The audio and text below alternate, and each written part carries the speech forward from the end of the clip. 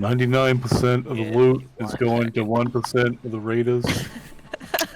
We need to get more of the loot going to the 99%. Once again, Rakako is asking for your financial support. We need mandatory $15 an hour loot wage. That's great. Oh, man. What about 15 pieces of loot per boss, mandatory? 15 pieces of loot per mythic level. The government doesn't want you to know, but we've been holding all the loot for years. There we go. I needed something for the weekly. Hey, it's Soul, and welcome back to Warcraft Weekly. I have a confession to make. Okay, so the past couple of weeks, I've been working up the discipline to run Mythic Plus. Are you Come on, I guess. Something that I've panned for years, not because of any objective reason, but because I just didn't like it. And now, thanks to my guild, I kind of like it. Oh, so you like it now that literally everyone hates how it doesn't give good gear for the time spent? Well, no, it's not that. I'm finding that I actually like the challenge of doing these harder dungeons, and I don't really think about the gear. It's actually the bonding with guildmates that... How do you not think about the gear?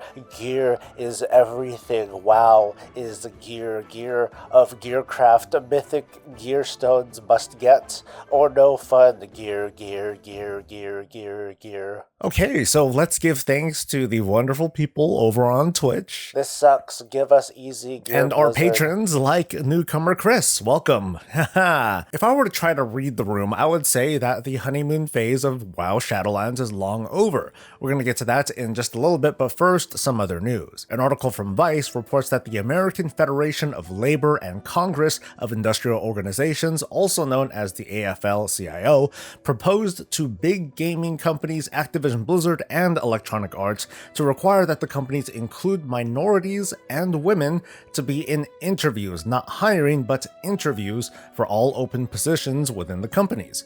Spokespeople from both companies gave kind of a canned but neutral response that's basically that they would consider the proposal, followed by, popping their collars over how they already have these existing commitments to hiring a diverse workforce, yada yada yada. Now, one could say that their answers sounded non-committal, but also non-threatening and unworthy of being in some article. But now for the meat of it. According to the article, Activision Blizzard has taken what looks to be aggressive steps to exempt itself from the proposal, even straight up trying to avoid bringing up the subject in their upcoming shareholders meeting. The news of this spread from Wowhead to Twitter to here, and the anti-Blizzard reactions were exactly what you would expect. Way to go, Streisand effect. So this sounds horrifying, but we're nowhere near a sudden whitewashing of Blizzard. This is not some expose of racial and sexual discrimination. You could argue that their employees are being treated equally underpaid, that is. On Activision Blizzard's part, it's particularly bad optics when you get attorneys giving excuses like how the proposal, quote, leaves no room for the company's management or board of directors to exercise discretion in how new hire decisions are structured. It's too hard is a pretty pathetic excuse, and we're just talking about interviews and not hiring. But from what I read in this article is this typical posturing of a company against a particularly thorny subject that isn't as simple as throwing out their current playbook when it's not certain that said playbook is broken. Across the gaming industry, there is a dark cloud of discrimination and misogyny, and the AFL-CIO made the right move using their muscle to open up this conversation. That's the whole point, not to force this particular mandate word for word, but to get companies like Activision Blizzard and Electronic Arts to re-examine their current policies to see where they can do better. Like if I went to my local coffee shop and told the staff there, hey, we need to open a discussion about what you can do to not sell me stale donuts. And then they come back and say, oh, don't worry, sir, don't worry about that. We already have systems in place to prevent that. And I say, aha, so you are hiding the fact that you sell stale donuts. You can't censor me. This was my phone. This is going on Twitter. The truth is that Activision Blizzard brought this upon themselves and deserved the scheduled round of bad press when they could have just let their spokespeople people do their jobs, which they did. But on a greater scope, it brings this conversation out to the general public. A few months or whatever from now, the shareholder meeting is going to be featured on Wowhead, and in it is going to come this vote on the AFL-CIO proposal. Chances are pretty good that this is going to be voted down. Not because it's a bad idea, because on its most basic merit, it's a good idea, diversity, yay. But it's not their idea, and they're going to have their own plans of evaluating or improving their policies. That is what's going to be what needs a closer look. Of course, let me know that you paid attention to this segment by leaving a comment below that says "lol, corporate shill," including, of course, whatever thoughts that you may have. So it's been a few months since launch of Shadowlands, and if a few select comments are anything to believe, this is WoW's worst expansion ever. I'm shocked. I've never heard such words uttered in my life. But as predicted, for a number of players, the shine and luster of Shadowlands has waned, revealing cracks in the armor, but has also revealed a bit about some of us, the players, and our behavior in this new era. But let's knock Blizzard around a little bit with a few opinions. If you were to ask me what the worst part of Shadowlands is... What's the worst part of Shadowlands? The worst part of Shadowlands 9.0.2 has been the rate at which gear is obtained from dungeons and raids. It's not so great, and there are plenty of memes to illustrate this, but it's made all the more worse that with regards to PvP, gearing is pretty darn sweet. The tables sure have turned, haven't they? Not so long, folks were pretty dismissive of gearing through PvP, like, grr, we gotta do these stupid raids and Mythic Plus things to quickly get decent gear for PvP. The outcry was loud and proud. Blizzard itself has said recently that they are pleased with PvP gearing in Shadowlands, which underlines how easy it is for many of us, including myself, to just flat out say that the PvE gearing philosophy in Shadowlands went too far. We're coming from nearly 5 years of being disappointed that only the base version of that thing that we wanted drop, to not seeing anything drop at all. Reduced drops from raids and the end-of-run chests from dungeons, followed by the high likelihood that the Great Vault could be filled with great disappointment, players find themselves in a gear drought, an item level plateau, caused by mostly bad luck. It's only a small reprieve that next week the World Quest reward cap will reach its maximum level, offering a little bit of relief and the highest possible item level for those who can only run world content. In fact, that pretty much completes the structure of gearing in Shadowlands Season 1. Getting to an item level of like 190 or so, it's a total gimme, thanks to Renown and the Covenant campaign, which I think works out great. I still stand by my word that the Shadowlands launch is one of the best launches in the game's history, but now we're well into the post-launch shenanigans. Once you start breaking into higher endgame content, boy, you're kind of in for it, unless you're pretty good at rated PvP. Obviously, everyone is having a different experience, but if you look at the comments below, we're likely going to see more than a few disgruntled players and shared opinions. Blizzard's big round of hotfixes just this week, which led to easier progression through raids and mythic dungeons, doesn't send an obvious message, but it tells me that beyond the usual targeted nerfs that happen in the mid-season, players needed a bit of a push that gear would have given them if it had come fast enough. So where does this leave us?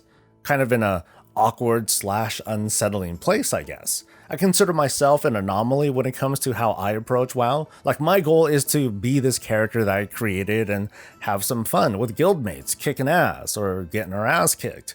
And I have 2 charges of it, so. Get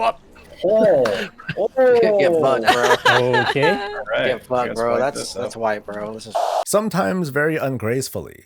Gear has always been second place for me, but we also live in a day and age where many players who are not me want to know that at the end of the day, there's something to bring home, and 35 anima just doesn't cut it. I'm not going to spend too much time on this particular subject, but the popular solution making the rounds on forums and social media has been to bring back something like Valor Points and a vendor to buy gear to help us along for those sad and dropless weeks. The Vault is a good step in the right direction. In fact, I don't think it should change much at all, but while filling it up is deterministic, what we get from it is not. And Stygia almost feels like a last minute, we gotta put something in there. Oh, I've got it. Let's put in artifact power. Brilliant. Artifact power. wait a minute. Valor points aren't what I would call immersive, but they are familiar. Valor is also flawed, but so was Conquest, before Blizzard introduced one iteration after another, until we have the Conquest and Honor upgrade hybrid system that we have today. It's still not perfect, but so far, it's pretty widely enjoyed. To a certain degree, this philosophy can be applied to dungeons and raids as what I think would work best not as the face of how progression works, but as a fallback system. So imagine this. Valor points can come from a few sources, like the Daily Heroic, the end of a Mythic Plus dungeon, or raid bosses, and maybe a little bit from the Great Vault if what we happen to see that week isn't to our liking. Just like Conquest, Valor will have a maximum amount that you can earn, but that maximum will go up each week throughout the season until the season's done, and then it resets, and then we start all over again. The stuff that you can buy with Valor points is going to be pretty limited, just like Conquest, and you shouldn't expect perfect itemization to come exclusively from a vendor. I think that's a reasonable compromise.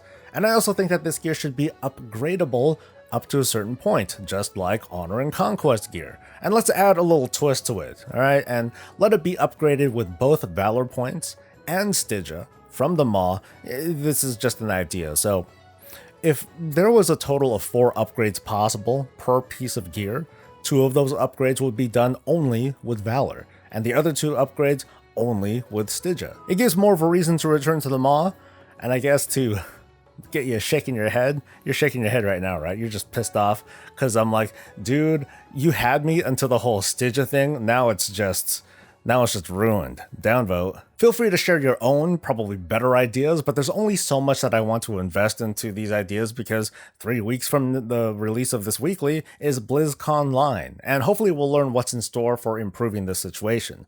We're close enough to the con that we can bury the earlier prediction that we would hear about 9.1 in January, and instead we'll impatiently look forward to February 19th and 20th. We can expect to learn more of what's coming in the entire Blizzard portfolio, but what might be talked about in the world of Warcraft. Let's revisit this topic, starting with the all but certain announcement of a classic Burning Crusade. Just like how tons of players salivated over the initial launch of Classic, a massive crowd, including those not part of the Classic hype, are lying in wait, and they'd be stoked to navigate the most grueling attunement in WoW's history. A high enough IO score to join a plus 15. No. The path to entering the Black Temple. I rate this one as a pretty likely reveal. I've talked a few times about a possible mobile game based on pet collecting and pet battles in Warcraft. A reveal is in the realm of possibility, but now is probably not the best time to push a game or promote a game that could have you running around outside and meeting up with others. I can see the memes now. Blizzard is literally launching a pandemic super spreader event disguised as a mobile game, but I wouldn't put it past Blizzard to at least announce the development of the game with a big old TBD on the release date. So far, Blizzard's been quiet about Blizzconline with a little tweet here and there, but the hype train's gonna start moving soon, and with that, probably a virtual ticket. As a reminder, BlizzCon is free to watch over the 2-day event, but I don't see them breaking the old tradition of releasing a bundle of virtual goodies across its franchises. It'd be a really cool gesture if said bundle was just given out for free too, but I urge you folks on that very warm seat to double check your BattleNet balance just in case. 9.1 info is pretty much a gimme, along with a round of interviews over the 2-day event to squeeze out some more details. Waiting for BlizzConline to announce is kind of a sign that either development is being pushed back this far thanks to the pandemic and the initial delay of the launch, or 9.1 is going to be freaking huge, or both. So let's run with that for the rest of the show today. What do we want in 9.1? Here's a couple items. Let's start with tier sets, which was more like a question of when and not if it's coming. But it's been a few years since we've seen sets tailored specifically for our classes, so I wonder what the team has been, dreaming up in the meantime. What would horrify me is if the next raid was a Naxxramas kind of raid, and the return of tier sets was more or less a high-res version of tier 3 or tier 7 gear. I guess it'd be cool, but, you know, only kind of cool. As said, we already know that set bonuses will be making a return, and I do hope that Blizzard considers making our legendaries count towards fulfilling a set bonus like kind of a wild card. Actually, I can see these dropping like tokens in Castle Nathria. Imagine picking up a token and then we can trade it in for a helmet or a chest or legs. That would be another way to avoid this loot locking. Speaking of legendaries though, how about increasing the legendary equip limit? I could use an extra, 5% bonus haste on a single piece of gear? Meanwhile, flying should be coming in 9.1 and it's tied to renown, not reputation. Of course, exactly what renown unlocks flight is entirely up to Blizzard, but if it works like how it does now, this shouldn't take terribly long, and players joining in late have a path laid out for them that is easy to understand. But as for what I want with regards to flight, two things. One is that when I earn flight for that first time, like when I get that Pathfinder achievement thing, give me a quest to turn in, you know? A little pomp and circumstance, a ceremony from my covenant to celebrate my achievement. Because, true story, in Legion I unlocked flying by completing a pet battle world quest because I was like that close to getting the rep that I needed and no other quests were available. So I beat up some pet on the broken shore, bang, and then I flew away. That was it. And I don't remember what happened when I got the BFA Pathfinder achievement because it was just that unmemorable. So please, just make this whole thing a little special. A cutscene, our Covenant leader patting us on the back like something. But more importantly, I want something new to do with flying that before I could not. Like an island somewhere over yonder that I can explore, or some floating thing in the sky. My opinion, of course, but flying hasn't added anything to the World of Warcraft since Warlords of Draenor. No question that it improves the quality of life after repeating content over and over again, but I just want a fresh experience too. And how about player housing? Okay, I guess I should just wrap it up, huh? But share your 9.1 wish list, and that is the show. So it's nice and weird at the same time being as active in Mythic Plus as I am now. And now, to be fair, I'm not doing a ton. Right now, it's just like kind of a daily workout. A Mythic a day keeps me sharp, you know, that sort of thing. But I also don't run Mythics the way that many of you might. I have my guild, and within it, a regular pool of people to run content. Or get run by content. Know what I mean? From it, I get to hang out. I get to be present as a guild leader. I get to know the strengths and weaknesses of individual members when they're outside of raid, and see if we can take on challenges that are no less repetitive but are still stimulating because somehow every run is a challenge. And I think there's gear in it too, so, you know, I'm happy. Back in the days of Cataclysm, I was pretty bored with the World of Warcraft, but I found new life working the auction house. Now in Shadowlands, there's more to juggle between the raiding, the gold making, and the goofing off on alts. Sure, the honeymoon phase is over, but now I just feel settled, and for now, satisfied. I'm grateful that you made it to the end, and I'd be more grateful if you were to like the video, and consider becoming a patron of the channel, and to subscribe so you can get more of this and all things Warcraft, and I can get ice cream. So I'll see you next week. Drop a line over on Twitch, please don't be a stranger, and until then, stay safe, stay healthy, and stay breezy.